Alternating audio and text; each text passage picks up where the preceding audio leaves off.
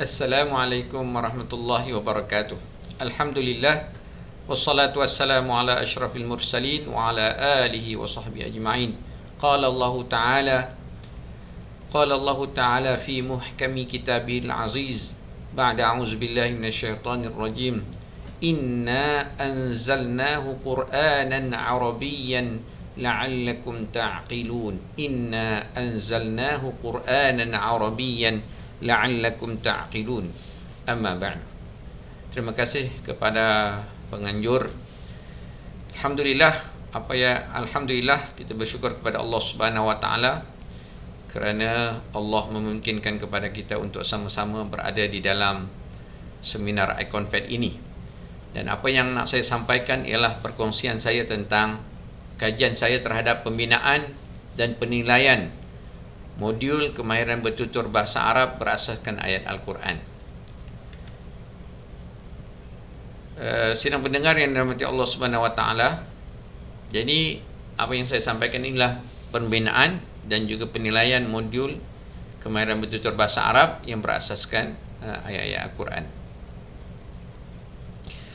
Jadi sebagai mukadimahnya kita mesti mengetahui bahawasanya Al-Quran ini adalah satu kitab yang mengandung keistimewaan yang sangat-sangat banyak dan unik. Di antaranya ialah bahawa Al-Quran ini adalah merupakan the final revelation, iaitulah risalah wahyu terakhir Allah Subhanahu wa taala kepada umat manusia. Dan wahyu terakhir ini dia adalah bukan sahaja untuk orang-orang Arab, tetapi dia adalah untuk orang-orang Arab dan orang-orang yang bukan Arab. Orang-orang Arab dan juga orang-orang yang bukan Arab. Jadi selain daripada itu, Al-Quran ini juga bersifat muhaimin. Muhaimin maksudnya merangkum ajaran-ajaran Allah Subhanahu wa taala yang telah Allah turunkan di dalam kitab-kitab yang terdahulu. Jadi Al-Quran ini dia merangkul segala mesej-mesej yang Allah Subhanahu wa taala telah sampaikan melalui kitab-kitab yang terdahulu.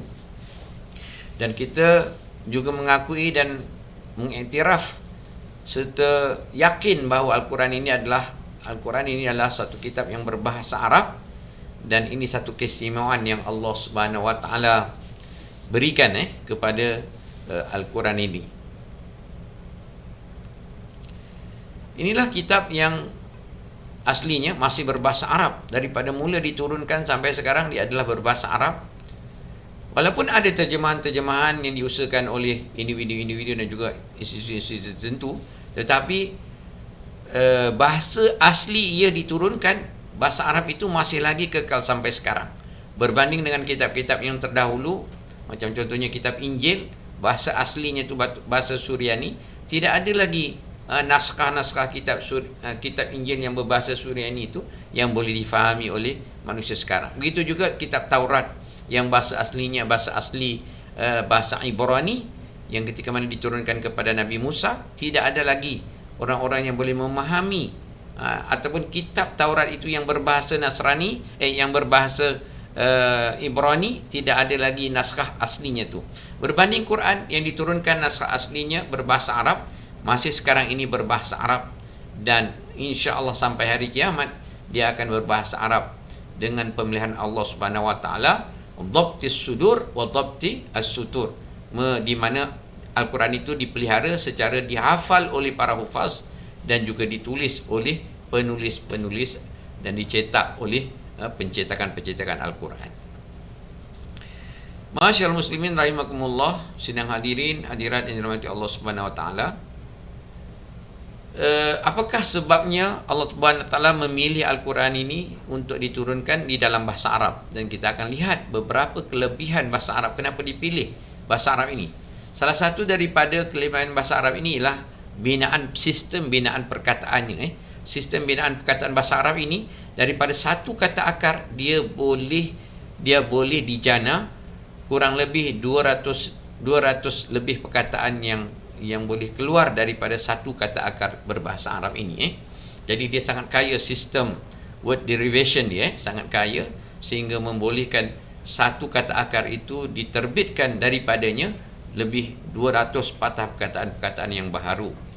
Dan yang kedua, kita lihat juga bahasa Arab ini mempunyai medan semantik yang luas, medan semantik yang luas, medan makna yang sangat luas, yang membolehkan bahasa ini mencakupi apakah yang diinginkan oleh Allah untuk disampaikan melalui wahyunya yang terakhir kepada umat manusia ini.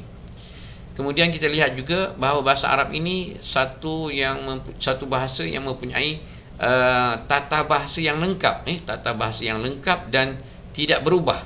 Walaupun berubah rentang masa yang jauh, tetapi dia tidak berubah dari sudut tata bahasanya. Macam mubtada khabar, mubtada mesti marfu' dan khabar mesti marfu'.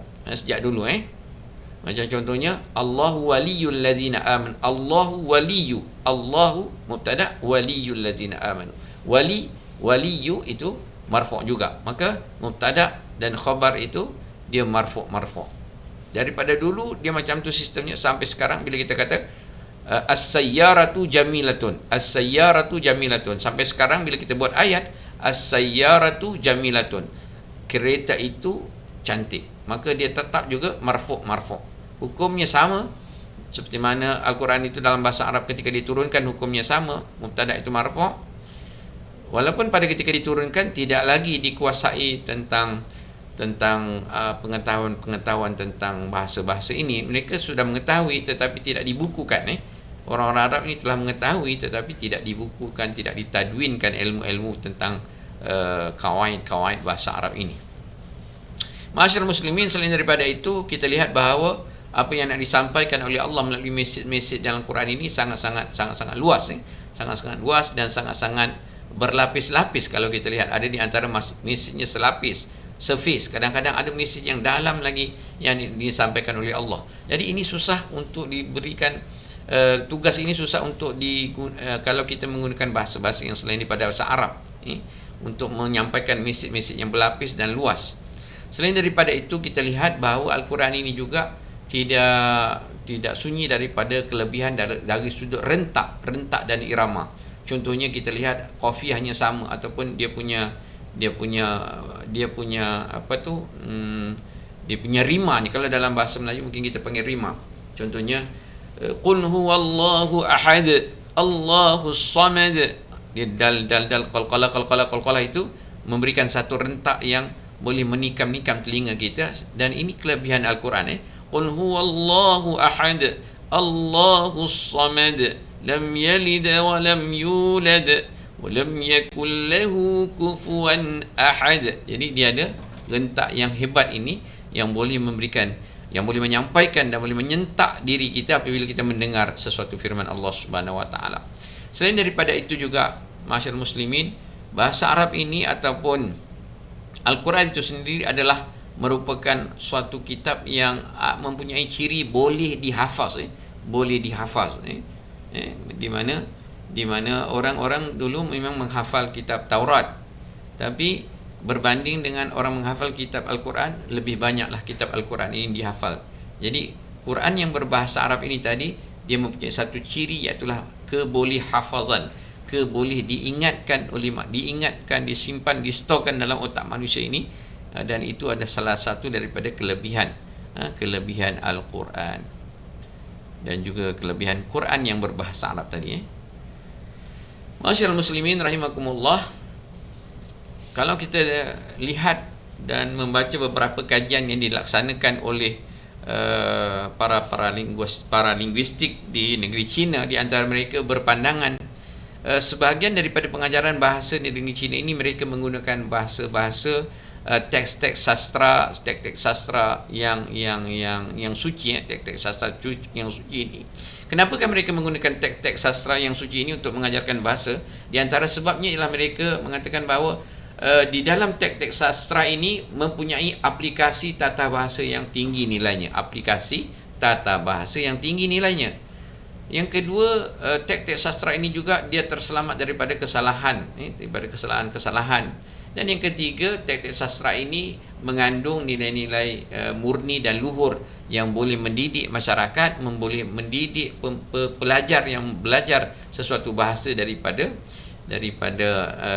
min khilal ataupun daripada berdasarkan kepada teks-teks sastra ini. Jadi kalau kita dalam Islam, kita teks sastra yang paling tinggi ini ialah Al-Quran, ialah Al-Quran.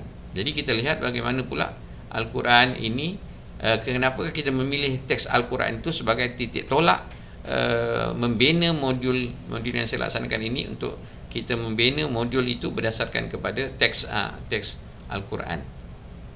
Jadi kita lihat sikit tentang biografi ataupun latar belakang pelajar-pelajar tahfiz tingkatan 2 yang melaksanakan modul saya, yang mencuba untuk menggunakan modul saya ini. Mereka ini mempunyai ciri-ciri bahawa mereka telah menghafal lebih daripada 20,000 patah perkataan bahasa Arab melalui ayat Quran yang mereka telah hafal tu, lebih daripada 20,000 patah perkataan bahasa Arab yang telah mereka menghafal. Dan pelajar-pelajar tingkatan 2 ni mereka ialah telah menghafal juzuk 1 sampai juzuk yang ke paling kurang sampai juzuk 10 mereka telah hafal. Jadi kemudian kita pernah membaca satu kajian yang dilaksanakan oleh seorang linguistik daripada Eropah, di mana mereka melaksanakan kajian tentang, mereka heran bagaimana penduduk-penduduk di utara Afrika ini, mereka ni masa kecil-kecil lagi mereka telah membudayakan penghafalan Al-Quran. Dan ini sesuai dengan masa saya mengaji di Morocco itu, memang kita lihat mereka ada kutab-kutab tempat pengajaran Al-Quran, penghafazan Al-Quran yang berdasarkan kepada masjid. Masjid itu kemudian ada tempat untuk melaksanakan penghafazan Al-Quran, di mana kajian yang dilaksanakan oleh linguistik Eropah ini tadi mendapati bahawa anak-anak di utara Afrika itu mereka telah menghafaz Quran seawal umur 7 tahun, 8 tahun, 9 tahun. Dan kalau mereka menghafaz Al-Quran, artinya mereka telah menguasai lebih kurang 70,000 ataupun 70,000 patah perkataan, 700,000 patah perkataan yang terdapat dalam Al-Quran ini. Makna mereka telah menguasai satu jumlah yang banyak, sehingga dengan penguasaan terhadap satu jumlah yang banyak ini, mereka akan memudahkan mereka untuk menyampaikan mesej-mesej yang mereka nak sampaikan melalui bahasa yang telah mereka kuasai, iaitu bahasa Arab. Kemudian selain daripada itu, pelajar-pelajar tahfiz juga mereka mempunyai sebutan huruf yang hebatlah, sebab mereka telah dilatih supaya menyebut huruf itu dengan betul. Mereka juga dilatih supaya membaca Quran itu dengan nada yang betul, stress dan intonasi yang betul. Dan ini semua boleh membantu mereka, sepatutnya boleh membantu mereka untuk mereka meningkatkan kemahiran bertutur mereka dalam bahasa Arab. Selain daripada nilai-nilai yang dapat kita lihat daripada mesej-mesej Al-Quran yang telah mereka hafal ni.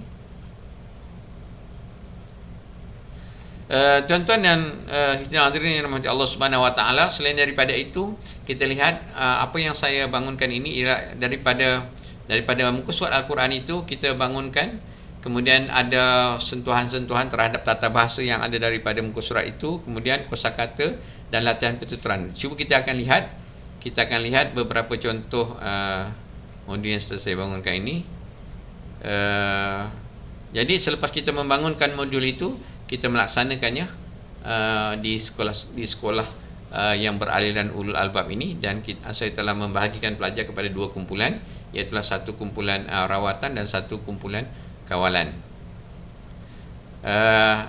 Tidak dinafikan, sebagai pengetahuan kita, sebagai makluman kepada semua sidang hadirin dan hadirat sekalian, bahawasanya modul saya itu telah saya laksanakan dalam bentuk Google Classroom. Dan saya menguploadkannya, bahan-bahan itu dalam Google Classroom. Jadi pelajar boleh mencapainya, akses kepada Google Classroom ini. Ini di antara contoh Google Classroom daripada modul yang saya bangunkan itu. Dia ada muka surat Al-Quran, kemudian dia ada kalimat Al-Jadidah, iaitulah perkataan-perkataan baru yang ada daripada ayat Quran ini. Kemudian qawaid nahwu sarf, iaitulah kaedah-kaedah, peraturan-peraturan tata bahasa Arab. Kemudian ahdaf maharatil kalam, objektif kemahiran bertutur yang nak saya sampaikan. Kemudian latihan-latihan bertutur yang boleh kita sampaikan lewat melalui helaian-helaian Al-Quran yang telah mereka hafal. Ini contohnya lah, maknanya Dan saya laksanakan ini, modul ini dalam bentuk video, maka setiap helaian muka surat daripada Quran itu saya terangkan tentang tentang perkataan baharunya, kemudian tentang tata bahasanya, tentang ahdaf atau objektif kemahiran bertuturnya, dan juga latihan-latihan. Jadi setiap muka surat, jadi kita telah menghasilkan kurang lebih 30 set video yang berdurasi, setiap video itu berdurasi dalam 7 hingga 8 minit, yang menerangkan tentang bahan-bahan dan juga elemen-elemen dalam bahasa Arab yang boleh mereka kupas daripada muka surat Al-Quran yang telah mereka hafal. Jadi selepas daripada itu kita telah melaksanakan penggunaan modul ini secara, seperti yang saya sebut tadi, secara Google Classroom. Dan ini di antara hasil yang telah kita perolehi, iaitulah kita telah melaksanakan kumpulan kawalan dan kumpulan rawatan, dan kita telah mengadakan ujian pra dan juga ujian pasca, di mana ujian pra dan ujian pasca ini dalam kelas kawalan kita tidak dapat lihat banyak sangat peningkatannya, cuma 2.33 minnya tu, min peningkatannya ialah 2.3, dan kemudian peratusannya lebih kurang 5.1% peningkatannya. Manakala kelas rawatan yang mendapat pengajaran daripada menggunakan modul yang saya bangunkan itu, daripada min 22.7 berpindah ataupun berubah meningkat kepada 28.3. Jadi minnya itu telah meningkat kepada 5.6 mata, lebih kurang dalam 12.47%.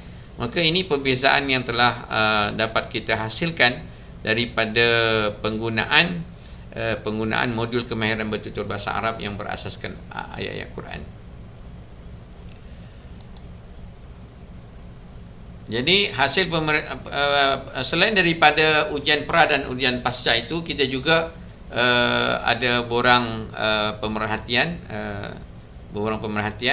dan daripada pemerhatian dan juga tumbuh bual itu, saya mendapati pelajar-pelajar sangat gembira dan berminat untuk menggunakan modul yang saya bangunkan ini.